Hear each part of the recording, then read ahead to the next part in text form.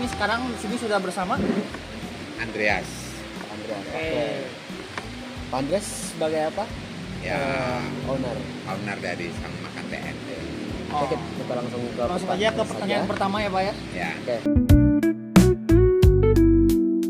yang pertama ya memang suka di bidang ekonomi, walaupun kuliahnya di bidang teknik, ya, di teknik kimia.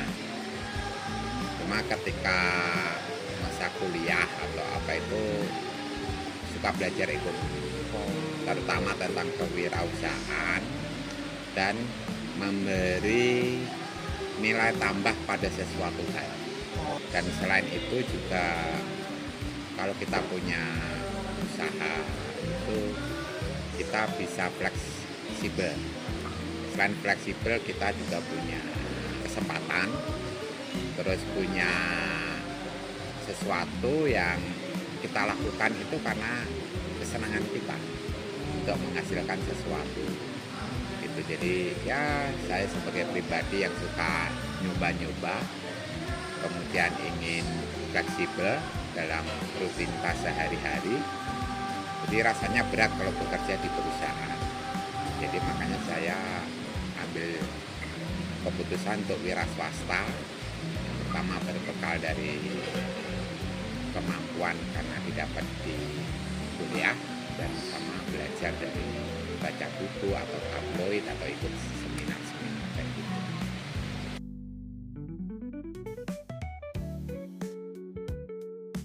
Kalau mengidentifikasi peluang itu gimana ya? Ya apa yang kita senangi itu kita kaitkan dengan lingkungan atau di mana kita berada, kita melihat proses dinamika ekonomi di masyarakat. Ya, kita akan melihat, oh si A mengalami permasalahan seperti ini dalam kehidupan, dalam aktivitas sehari-hari.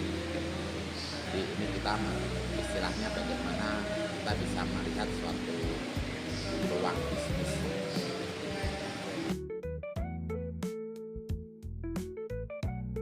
Kalau untuk mengevaluasi itu banyak variabel atau indikator yang bisa kita gunakan. Yang pertama misalnya kita mau menaikkan suatu produk atau suatu barang. Kalau produk itu sebelumnya belum ada atau tidak menjadi komoditas atau sesuatu yang diperdagangkan di ekonomi kita lihat value apa sih yang bisa digantikan. Kemudian kalau memang barang itu udah umum di masyarakat kita, value apa sih, pembeda apa yang ada di produk kita. Kalaupun sama-sama ya paling murah, supaya laku kan kita lebih murah. Tapi untuk melahirkan barang yang murah, kadang orang berpikir mengecilkan ukuran, kemudian mengurangi kualitas bahan, ataupun keputusan yang lain. Tapi jangan sampai mengurangi kualitas produk dibanding yang lain. Ya prinsipnya bagaimana kita bisa meracik suatu bahan atau sistem prosesnya supaya semua itu berbiaya rendah. Ketika berbiaya rendah, otomatis kita bisa menjual harga lebih murah. Nah, ketika harga murah, ya harapannya lebih masuk akal untuk bisa berhasil. Nah, ketika berhasil dalam penjualan, DPK promosi yang baik, layanan yang bagus, produk yang memang baik pula, ya pasti akan paling minimal bertahan. Selanjutnya bisa berkembang. Nah, ketika berkembang, penjualan kita secara proporsional lebih bagus dari kompetitor, ya belahan ya pasti kita akan tumbuh berkembang. Tapi yang namanya saat ini itu dinamis ya. Jadi kadang-kadang keunggulan kompetensi kita hanya berjalan 2-3 tahun. Habis itu ada kompetitor, baik itu barang sejenis ataupun barang mengganti yang lebih baik dan lebih murah. Jadi sebagai wirausaha itu kita harus dinamis. Yang pasti ketidakpastian. Jadi ketika bisnis kita berjalan dengan bagus, stabil, profitnya oke, kita jangan lama. Kita harus sudah menyiapkan plan A, plan B sekiranya dalam beberapa waktu ke depan ada sesuatu perubahan.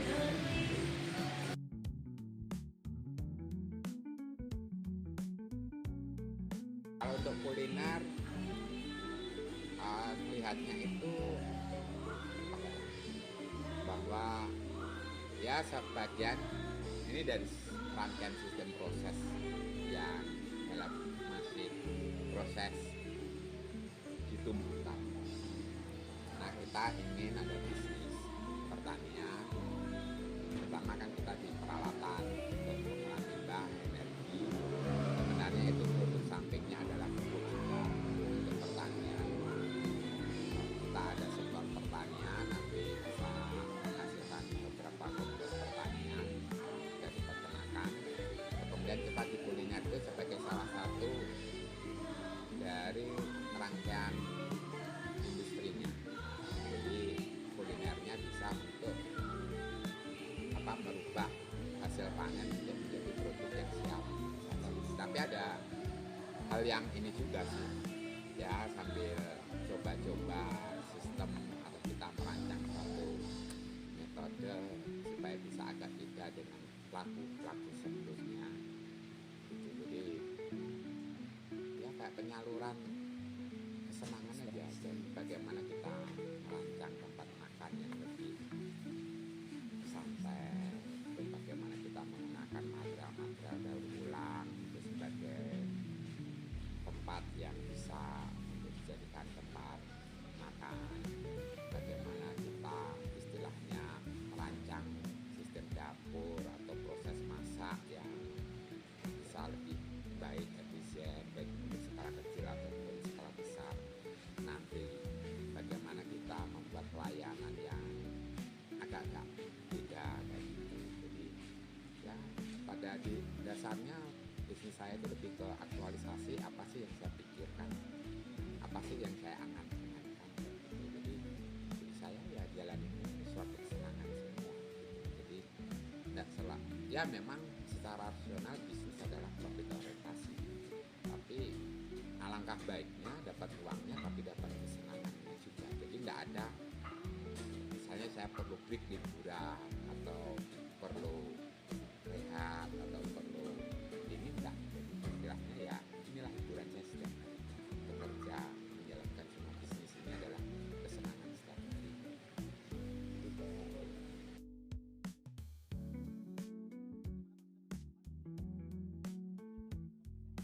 Sebenarnya dulu itu kita lahan ini itu ketika bisnis biogasnya yang untuk bikin peralatan pengolah limbah itu lagi banyak pekerjaan. Jadi awalnya kita di belakang untuk fabrikasi ataupun untuk nyetak fiber, tangki-tangki ataupun membuat alat peralatan pendukung lainnya. Kemudian karena saat itu saya juga bertani dan suka ternak, jadi ada kandang domba, kandang ayam, kandang bebek juga ada. Kemudian ada berkebun juga. Nah, kemudian sang ini saya bikin ya tujuannya bagaimana hasil tani atau hasil ternak tadi bisa kita proses sendiri untuk kita jual. Ya akhirnya bikin rumah makan kayak gitu. Namun seiring berkembangnya waktu ternyata perkembangannya cukup bagus ya. Akhirnya ada sama makan PRT yang sampai saat ini.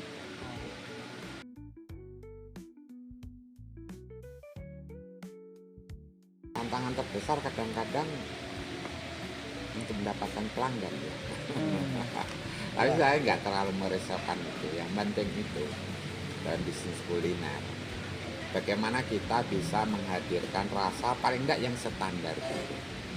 Masih bisa dimakan, enak banget enggak? Ya cukup enak dimakan. Kemudian dari sisi harga enggak mahal banget, enggak murah banget, ya standar aja masih bisa memberikan profit yang baik. Bagaimana kita bisa menjalankan dengan operasional yang tepat, misalnya kita mampu mengontrol biaya tenaga kerja mentok di angka 20% ataupun 15% dari omset.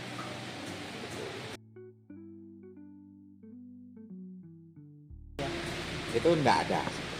Nah, kita jadi sebenarnya gini. Kadang-kadang orang terjebak, wah kalau baru gini-gini kita urus merek. Ini kita urus paten atau apa. Ya ada benarnya, tapi tergantung kita ya. Kita sebagai pribadi yang merasa pintar, berilmu, banyak pengalaman, dan yakin tidak kemampuan kita itu bisa bermanfaat. Kalau sekali waktu bisa melahirkan produk atau paten, merek, seakan-akan nyawa kita di merek itu, ya berarti yang punyanya itu kapasitasnya dipertanyakan. Kalau masih skala kecil, Anda mau gonta-ganti merek, bagi saya tidak begitu ngaruh. Dengan masih skala kecil ya. Tapi lain dengan skala besar ketika Anda untuk biaya marketingnya, porsinya cukup besar. Itu baru merek itu penting. Tapi selama menjalankan bisnis kita kayak rumah makan ini, kita tidak melakukan marketing, kita tidak melakukan effort promosi, ya merek kita sebenarnya tidak terlalu penting. Saya yakin kok, saya gonta-ganti setiap tahun ganti merek, saya ganti brand pun tetap produk layanan yang bicara. Ya karena masih skala lokal. Jadi kalau apa-apa selalu, wah merekkan dulu, ini brandnya dulu, siapa tahu nanti kalau ini apa ada pesaing dipakai produk kita, apa dipakai merek kita. Yakinlah kalau Anda memang mau menguasai di bidang itu, ada pesaing pakai merek Anda sehingga harus ganti merek pun, Anda tetap tinggi. Tapi kalau ternyata bikin bisnis jalan, mereknya dipakai orang lain, didaftarkan di luar, terus Anda nggak bisa pakai, terus Anda mentok bangkrut, ya berarti hanya kebetulan aja, nggak pintar itu, nggak cerdas. Jadi sesuatu itu lekatkanlah pada diri kita, kemampuan, pemikiran, banyak hal yang istilahnya nggak akan bisa terambil. Dengan berpikir seperti itu ya kita nanti akan lebih safe, lebih aman dalam bisnis, tidak penuh ketakutan karena kita benar-benar menguasai. Hak intelektual itu menurut saya dalam ekonomi yang makin benar, tentang ekonomi yang bagus, tatanan ekonomi yang baik, itu sangat penting sekali, sangat penting sebagai penghargaan dari payah kita untuk mau belajar, untuk berusaha dengan keras sehingga bisa menghasilkan sesuatu yang unik, layak untuk mendapatkan hak intelektual. Jadi jangan dikit-dikit diintelektualkan, dikit-dikit dipatenkan, tapi sebenarnya simpel sekali ataupun tidak terlalu luar biasa. Nanti ketika jualan sesuatu yang dikedepankan udah memiliki hak intelektual, udah merek terdaftar, ya berarti Anda hanya dapat legalitas untuk bisa menjual. Tapi yang penting kan produk itu berkualitas, benar enggak? Performanya sesuai klaimnya enggak. Jadi prinsipnya orang yang menggunakan produk kita, menggunakan jasa kita, menggunakan barang kita harus mendapatkan value minimal sesuai yang dia bayar, bahkan lebih. Jadi hak intelektual itu sangat penting supaya daya kreasi itu berkembang, supaya orang mau belajar menyerahkan waktu dan tenaganya dengan lebih totalitas, supaya lahir pemikiran baru, produk-produk baru ataupun sesuatu yang baru. Karena kalau itu bisa dijual, mendatangkan keuntungan besar, pelindung dia adalah orang lain nggak boleh gontek. Kadang-kadang ya ini hak intelektual itu untuk melindungi dari tukang nyontek, maunya dapat uang tapi malas berusaha. dengan benar. Nggak mau bersakit-sakitan atau berkorban dalam penelitian dan pengembangan. Sangat penting itu kalau arsitektur.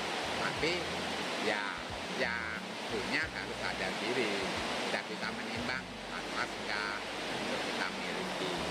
Karena negara kita sistem perlindungan, kemudian penyaringan untuk memiliki hak intelektual kan juga belum kuat. Ahli-ahlinya juga banyak yang belum berkompeten, sehingga dengan mudahnya bilang mengeluarkan paten dengan gampang. Nah, kalau merek ya siapapun yang mendaftar bisa, tapi kalau paten kekayaan intelektual yang dihasilkan dari suatu proses penelitian dan pengembangan kayaknya masih jarang yang bisa melakukan kurasi ataupun penilaian dengan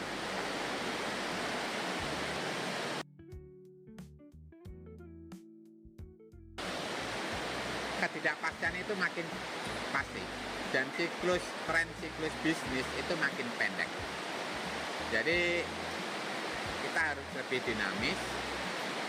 Yang pertama, bisnis menurut saya untuk orang yang kreatif, orang yang adaptif, dan orang yang mempunyai tingkat kepedulian terhadap perkembangan yang cepat berubah ini, yang bagus, itu yang akan bisa eksis.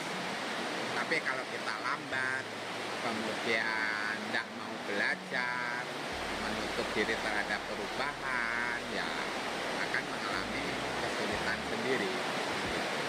Tapi bagaimanapun, sekarang, tahun depan, 3, 5 tahun, 10 tahun itu ya makin dinamis saja. Peluang bisnis makin banyak. Dari yang sangat mudah sampai yang sangat pelik makin beragam dibanding zaman dulu. Oke, paling itu aja Pak. Terima kasih ya Pak. Ayo.